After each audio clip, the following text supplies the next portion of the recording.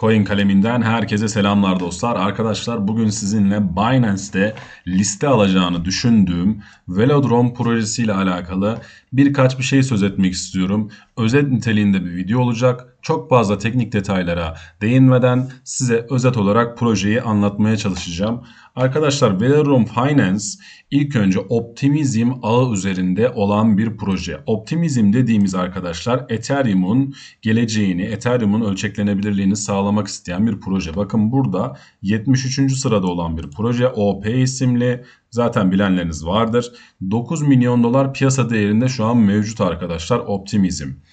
Optimizm'in arkadaşlar birçok sunduğu alan var Optimizm'in. Burada da aslında DeFi'lamaya gittiğimiz zaman, bakın burada DeFi'lamayı bilmeyenler varsa burayı mutlaka kullanın arkadaşlar. Burada yeni projeler keşfedebilirsiniz. Biz belki biliyor musunuz bilmiyorum, Arbitrum ağında, bakın burada RDNT Radiant projesini 0.32 dolarlardan vermiştik. Onu da göstereyim size. Bakın şuradan şuralardan vermiştik. 30 dolarlardan vermiştik. Buradan neredeyse nereden baksanız %62'lik bir kazanç sağlamıştık. Aynı zamanda ben Velodrome'u da vermiştim arkadaşlar. Bu da OKEX borsasında bu arada. Bakın o da aynı şekilde buradan bir %69'luk bir yükseliş yaşamıştı zaten. Şu anda da verdiğimiz yerden yine bir %10, %20 yüksekte alınabilir düzeyde gibi duruyor. Şimdi Velodrome'un hakkında biraz bahsetmek istersek arkadaşlar. Velodrome bu Optimism protokollerinin kendi kullanım durumları için likiditeyi uygun şekilde teşvik etmeye çalışan bir çözüm aracı arkadaşlar.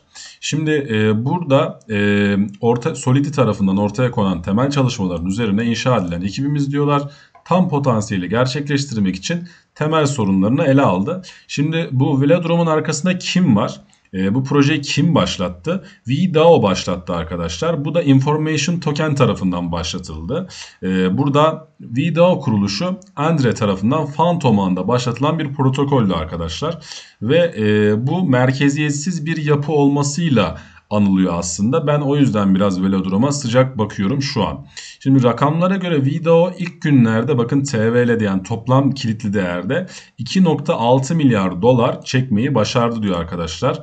Bakın sağlam oy gücünün %10'unu ve hazine varlıklarında 1.1 milyon dolarlıkta USDC'yi güvence altına aldıklarından bahsediliyor.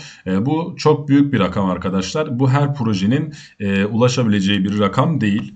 Şimdi bakın burada likidite teşviki ile ilgili sorunlar ve bunların çözümleri var arkadaşlar.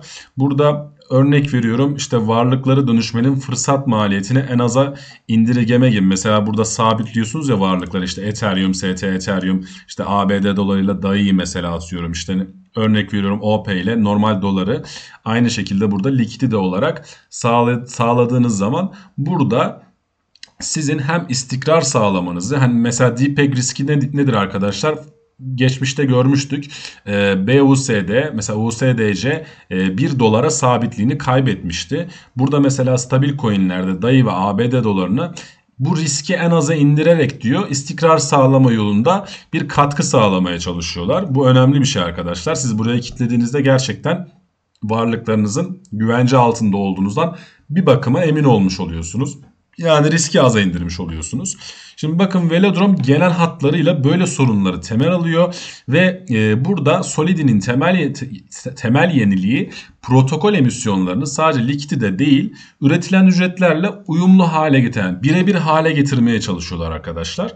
Burada VNFT seçmenleri diyor kilitli oy kullanma güçlerini gelecekteki emisyonları yönlendirmek için kullanmalarını ve oy verdikleri havuzlardan ücret toplamalarına izin verecektir. Yani topluluğa daha çok oy kullanma konusunda biraz daha yetki vereceklerinden bahsediyor arkadaşlar. Şimdi burada iyileştirme ödüllerini emisyonlarla bağlama gibi teknik detaylar var arkadaşlar. Bunu bu arada, bu white paper'ı mutlaka bunu okuyun.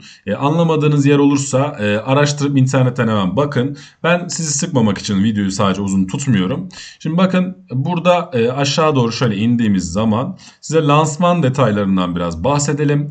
Lansman detaylarında arkadaşlar bu Optimism ağında kullanılan Ethereum ana ağının ikinci katmanı oluyor Optimism. Şimdi Optimism'e aşina değilseniz, yani şu iyimserlik dediği çeviri arkadaşlar. Optimizmin çevirisi iyimserlik oluyor burada. Google çeviri öyle çeviriyor. Burada optimizm hakkında bilgi sahibi olmak istiyorsanız da buradaki optimizm misyonu ve vizyonu hakkında burada bilgi sahibi olabilirsiniz. Bunu da aşağıya bırakacağım zaten. Bunu da mutlaka bakın. Buna tekrardan girmiyorum. Köprüleme kısmında kullanılabiliyor dostlarım. İşlemlerin gaz ücretlerini ödeyebilmek için bir optimizm olduğundan bahsediyor. Burada Ethereum dışında başka bir ağdan da köprü kurmak istiyorsanız, mesela Stargate'de, Binance Exchange'de veya Optimism'de buradaki ağ köprüleme hizmetlerini de kullanabiliyorsunuz. Burada ne kadar kaç dakika sürdüğünden de bahsetmiş. Hatta burada bakın mobil depozit, yani buraya mesela nasıl yatırım yapabileceğini, yani yatırma yapacağınızı da burada videoda aslında göstermiş arkadaşlar. Şimdi insanlar bu arkadaşlar Velodrome'a güveniyor ki buraya bu kadar para yatırıyor. Tabii bu kesinlikle, yani gelecekte de öyle olacak diye bir kaydı yok. Sadece şu anki gördüğüm görünümden dolayı bunları söylüyorum. Sonuçta Ethereum üzerinde çalışan en iyi ikinci katman projelerinden birisi olan Optimizm'in altında en fazla TVL kitle olan bir proje arkadaşlar Velodrome. Şimdi arkadaşlar burada dediğim gibi köprüleme, video topluluğuna bir mesaj, mesela toplulukla alakalı verdiği mesajları falan burada bahsetmişler. Bakın ben daha çok tokenomiye bir gelmek istiyorum. Tokenomik'te arkadaşlar pardon. Tokenomik'te arkadaşlar bakın burada lansmanda ne kadar dağıttıklarını ve topluluğa ne kadar ayırdıklarından bahsediyor. Bakın benim için önemli olan buydu aslında. %60'ı, yani bu tokenomik'in %60'ını arkadaşlar topluluğa dağıtmışlar. Velodrome takımına %10'unu ayırmışlar. Yani Optimizm ekibine %5'i ayırmışlar. %24'ünde arkadaşlar iş ortakları ve DAO'lara ayırmışlar.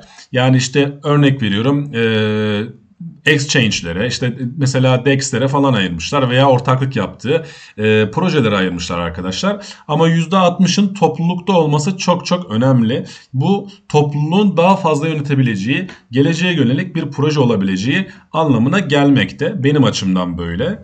Bakın burada zaten bahsettiği gibi bakın %60, yani 240 milyon tokenin en büyük rolü oynayan kişilere dağıtılması ve uzun vadede katkıda bulunma olasılığı en yüksek olanlar aşağıdakiler dahil olmak üzere başarılı olurlar diyor. Bakın burada hepsini tek tek listelemiş. Tek tek bunları okumuyorum. Dediğim gibi protokollerden bahsetmiş. Hibelerden, yani hibeler olarak işte mesela ne kadara vereceğini zaten daha demin bahsetmiştik. %6 mesela 24 milyon tane ayırmışlar. Takıma ne kadar ayırmışlar. Ekip tahsisini, mesela bu tahsisatın da bu arada nasıl olacağını da burada yazıyorlar. Mesela ilk tahsisatın %25'ini nasıl kazanacaklarını ve nasıl oy vereceklerini, elindeki tokenle bile beraber nasıl oy vereceklerinden bahsetmişler. Dediğim gibi buralardan sizi sıkmamak adına buraları arkadaşlar geçiyorum.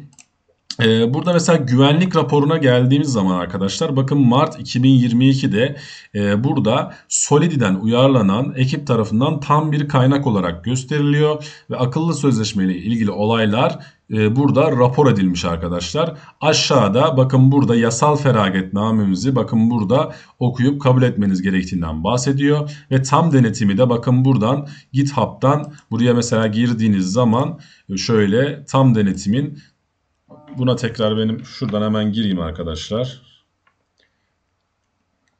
Hemen buradan giriş yapalım.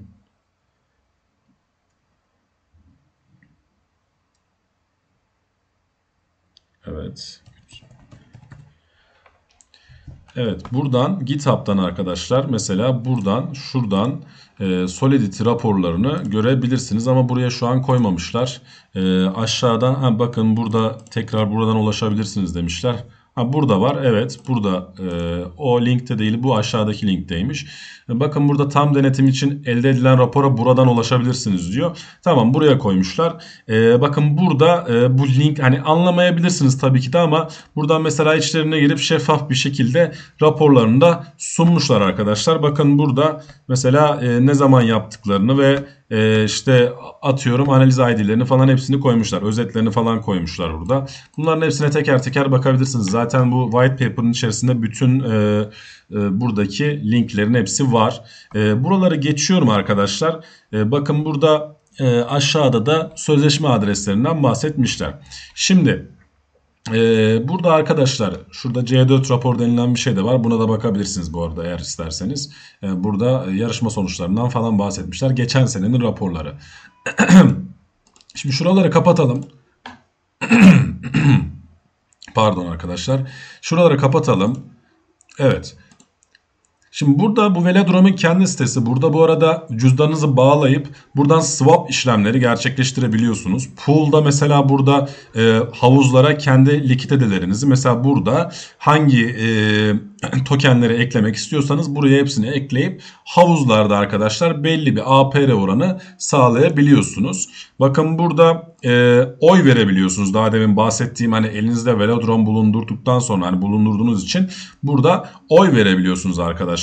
Hangi havuzun olduğunu seçebilmek için. Bakın burada da dediğim gibi ödüller kısmı var. Burada benim bir şey kitlemediğim için şu an gözükmüyor. Sizde gözükecektir. Şimdi Velodrome'un toplam arzı ve maksimum arzı 960 milyon kadar arkadaşlar. Şu an 238 milyon arz dolaşımda ve piyasa değeri şu an bakın burada gördüğünüz gibi 34 milyon dolar gibi bir şey arkadaşlar.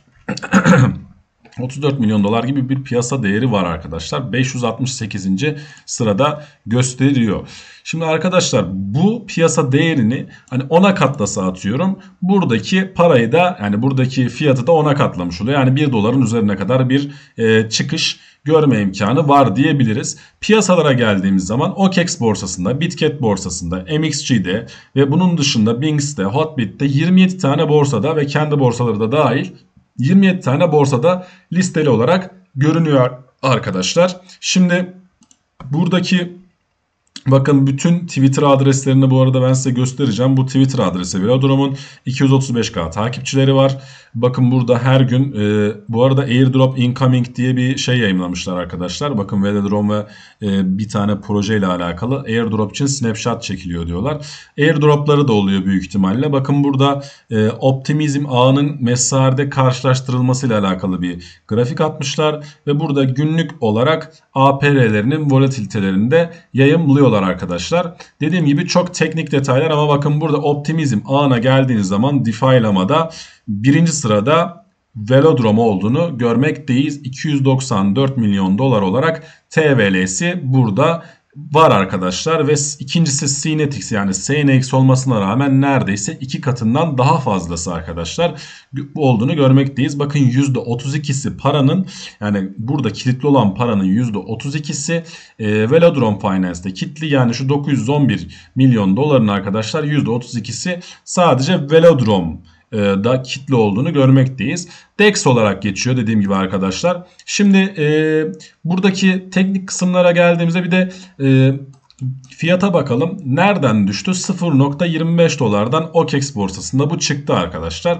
Ve OKEX borsasında biz şurada vermiştik zaten 0.12'den dediğim gibi neredeyse 2 katını yakalama şansımız olmuştu. Şimdi bu nereye gidebilir? Hemen çıkabilir mi? Çıkamaz mı? Fiyat nereye gider? Yatırım yapmalı mıyız? Ben kişisel olarak kimseye yatırım tavsiyesi vermeyerek arkadaşlar kendim buna yatırım yapmayı düşünüyorum. Parçalı olarak almayı düşünüyorum. İleride projenin ne olacağını hiçbir şekilde bilemem arkadaşlar. Çünkü Ethereum üzerinde çalışan bir proje bu. Optimizm Ethereum üzerinde çalıştığı için bu da Ethereum üzerinde çalışıyor doğal olarak. Dediğim gibi ben mantıklı olarak gördüğüm için Binance'te listeleme imkanının mantıklı olarak gördüğüm için bu projeyi almayı düşünüyorum. Çünkü arkadaşlar Binance bu kadar TVL kitli olan yani burada bu kadar paranın olduğunu gören Binance büyük ihtimalle Velodrome'u listeleyecektir gibime geliyor. Şimdi maksimum nereye gidebilir? Tekrardan fiyat nereye gidebilir? Burada arkadaşlar burada çıkıp bir düştü zaten gördüğünüz gibi retestini yaptı. Burada bir W atmaya çalıştı. Sonra tekrar düştü. Aşağıya şöyle bir iğne atmış zaten. Bakın şöyle düşen trende bir iğne atmış. Halen yükselen trendde olduğunu söyleyebilir miyiz? Şöyle baktığımız zaman halen yükselen trendde olduğunu söyleyebiliriz. Parçalı alım için uygun bölgeler şu an düşebilir mi? Tabii ki de buradan aşağı mesela şuradan fiyat aşağı şöyle düşebilir. Düşerse buradan da bir alım yapılır. Ona göre pozisyon alınır ama parçalı olarak alım yapmak bana daha mantıklı geliyor. Çünkü uzun vade olarak boğa piyasasına hazırlanıyorsak yani bu projenin de iş yapabileceğini düşünenlerdenim. Arkadaşlar bu projeyi nereden alabilirsiniz? OKEX borsasından alabilirsiniz. Dediğim gibi şurada bahsettiğim şu borsalardan satın alabilirsiniz. Eğer bu borsaların hiçbirisinde kaydınız yoksa ben şuradan size göstereyim. Bu borsaların hiçbirisinde kaydınız yoksa OKEX'te mesela, MXG'de ve burada bakalım başka hangi borsada var. Bitket'te varmış. Gate.io'da varmış. Şimdi ben size aşağıya OKEX, MXG ve Gate.io borsalarının indirimli komisyon referans linkini aşağıya koyarım. İsteyenler oradan kayıt olur. İsteyen eğer sizin orada kaydınız varsa kendiniz oradan isterseniz alım yapabilirsiniz. Tamamen benim kendi tercihim. Kimseye bunu alın, bunu yapın, bunu satın demiyorum arkadaşlar. Dediğim gibi ya benim proje hakkında söyleyeceklerim bu kadar. Dediğim gibi linklerin hepsini aşağıya bırakırım. Kendinize iyi bakın arkadaşlar. Projeyi beğenmeyi ve like atmayı asla ihmal etmeyin. Hoşça kalın.